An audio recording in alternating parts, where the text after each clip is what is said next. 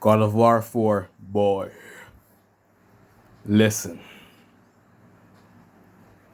this game. Now, this God of War game I know about because I played God of War 3 Remastered before. So when I got this game, God of War 4, and played it after I beat God of War 3 Remastered, I understood everything, which was very good for me.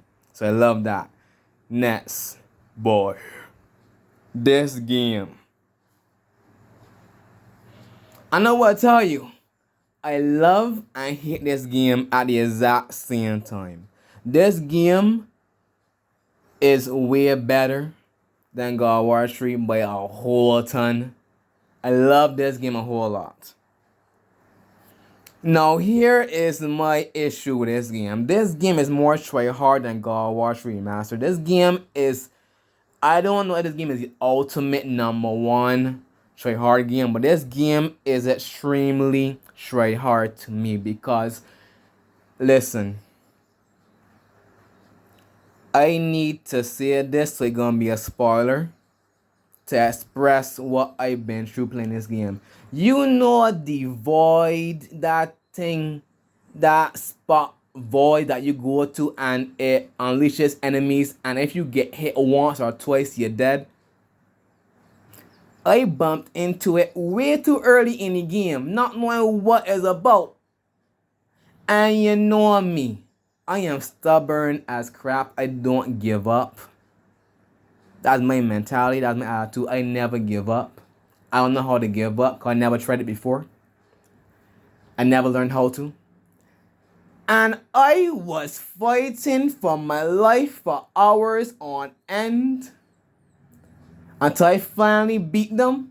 And whenever I saw another spot void floating in midair, I avoided it like the plague. I avoided it so much. I avoided it. I don't know how to even describe how I avoided it now. I saw it and said nope. Walked right past it. I made sure that I was so far from it so no accidents will happen so I don't end up finding it again. Say nah, not today. Never. And then guess what else happened to me? I'll tell you what happened to me. I bumped into the Valkyries. PTSD. From that void floating in mid-air that unleashes enemies to the Valkyries. This game was literally out to get me. You give me the void that floating in mid-air that unleashes enemies that can kill you in 1 or 2 hits. But you give me the Valkyries. I beat them all. I beat them all by a cost. My peace, my sanity. When I tell you the Valkyries are no joke. The Valkyries were after me like this sign to them. I never met them in my life. And they were after me. Like supernatural, superpowered tax collectors. They were after me like supernatural, superpowered tax collectors. I don't know them, you know. And they were after me. This game. Who made this game? Who hurt you is what I want to know. Why? Just why? Why with 6 question marks? My goodness, listen. I was fighting for my life. That's all I'm gonna say because I already said those 2 things. I am not gonna spoil anymore. But here's the thing. Just like God of War Remastered, there are times that since I last played God of War 4, I want to play the game over again, but on the hardest difficulty, just to see exactly how bad it will be for me. Because I played on normal mode, so how would it be for me on the hardest difficulty? So it's a 10 out of 10 game.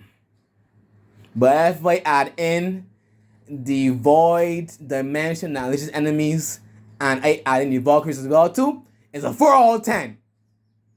But if I take those 2 out, and let's play the game without having to deal with 2 of them, it's a 10 out of 10 game. So this game, Highly recommended. I love the game because it has in Greek and Norse mythology. And as I said in God of War 3 Remastered, I'm a big fan. I love Greek and Norse mythology. And since I love Greek and Norse mythology so much, and it's a combination of those two in this game, I love the game all the more. So it's definitely a 10 out of 10 without adding in the void that floats in the air that unleashes enemies and the Valkyries. Not adding those two into it is a 10 out of 10. But adding those two into it, because I still don't know what it called. It's all they calling it the void that floats in the air that unleashes enemies. That's all.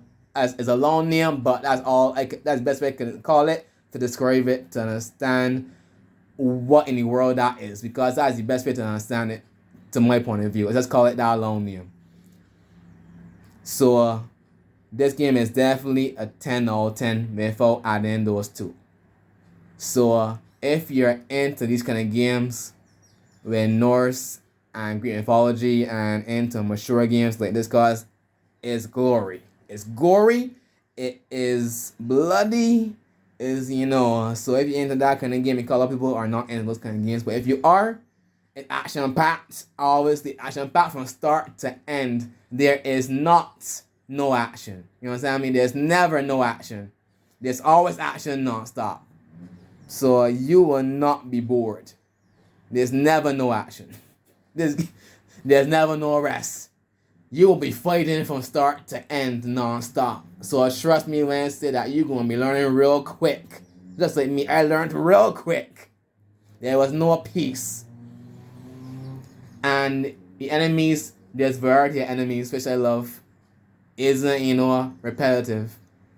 It is a variety of enemies, variety of combos, weapons, movesets.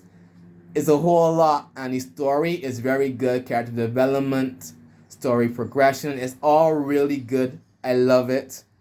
So that's why I give this game a 10 out of 10. And maybe someone can explain to me what it's called so I could give it a shorter name.